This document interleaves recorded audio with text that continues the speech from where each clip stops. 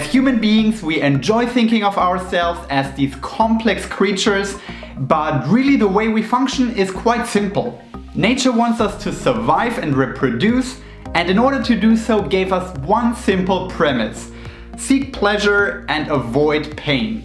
And whenever we manage to do so, our bodies release brain chemicals and hormones that reward us for that kind of behavior. In a nutshell, this is what feeling happy means to us. So in this video, I'm gonna break down the 4 main happiness chemicals that you should be aware of, and also how you can trick your brain into producing more of them. The first one that you need to be aware of and that you probably heard about is dopamine.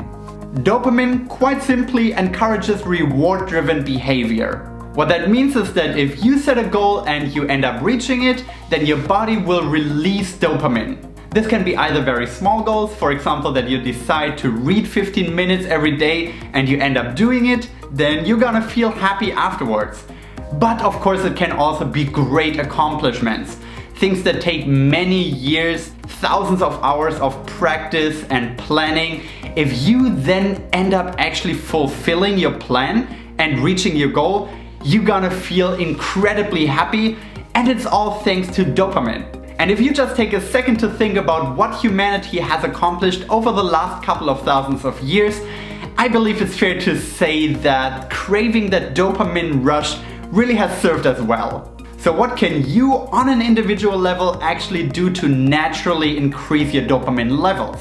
Well, for starters, you can make a list of goals that you want to accomplish over the next couple of days or weeks, and then actually go and execute on them. It also helps to have a certain structure throughout the day that you can follow, because by the end, if you look back and you see that you have actually followed that structure as intended, your brain will release dopamine as well. So find certain structures and goals that you find worth pursuing, and then go and do so.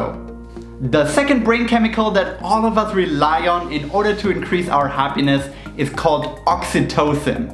Oxytocin is a hormone that gets released when we are bonding with other humans and when we're experiencing proximity with them. One example of an activity that produces loads of oxytocin is breastfeeding. So having this baby really close to yourself, having this bonding moment with your newborn hugely ups your oxytocin levels, which again from an evolutionary point of view makes perfect sense. Obviously you want mothers to care about their babies, so rewarding them for doing so is a no-brainer. But it is far from being just mothers who experience oxytocin release. Instead, all of us can have that experience. We all love having our friends, our partners, our family around us because it increases oxytocin in our brain. And since humans are herd animals, we rely heavily on each other.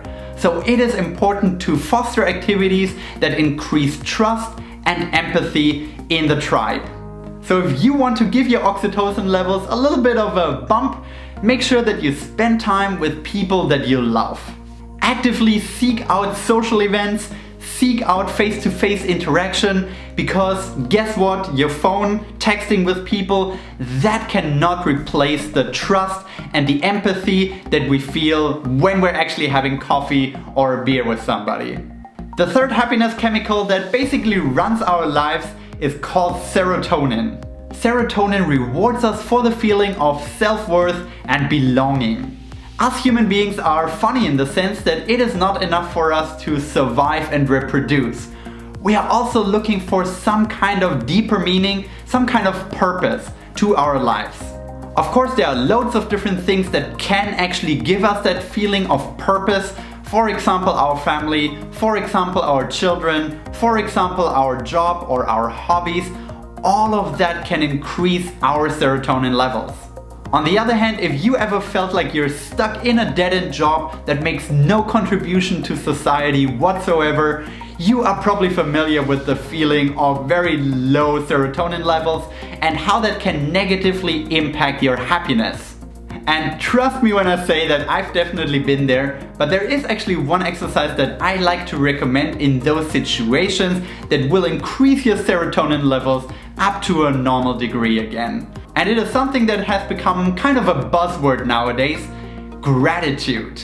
If you are practicing gratitude on a regular basis, pretty much what you are doing there is telling your brain that you have worth, that you have a sense of belonging, that there are things in your life that have meaning to you.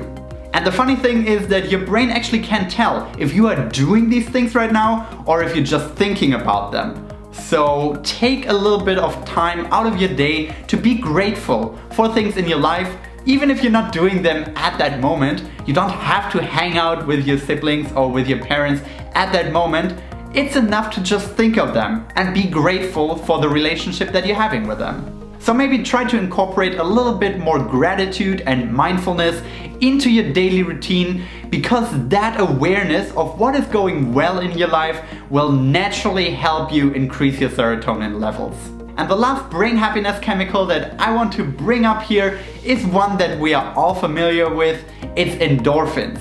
Something that a lot of people are not aware of is that endorphin actually translates to self-produced morphine. And what do we usually use morphine for?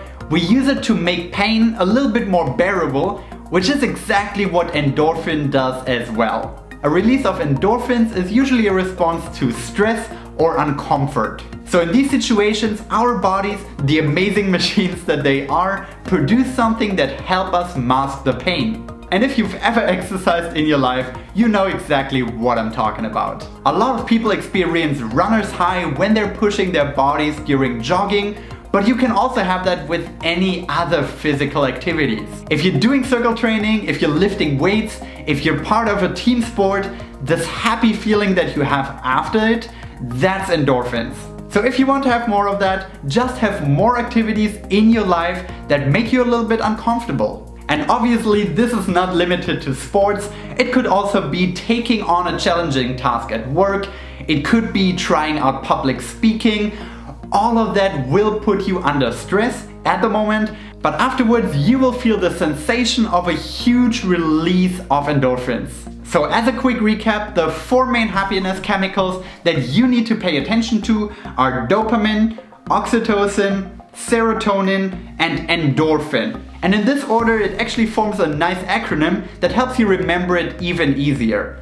DOSE. And yes, I believe on a surface level we are all aware that those activities that I just listed make us feel good. They make us feel happy and we probably should do more of them, but sometimes it's just so difficult to get off the couch. Who wants to go running in the evening when it's dark outside? Who actually wants to work on completing their goals when instead they could just slack a little bit? Who wants to meet with people in person if you can also just chat or send an email?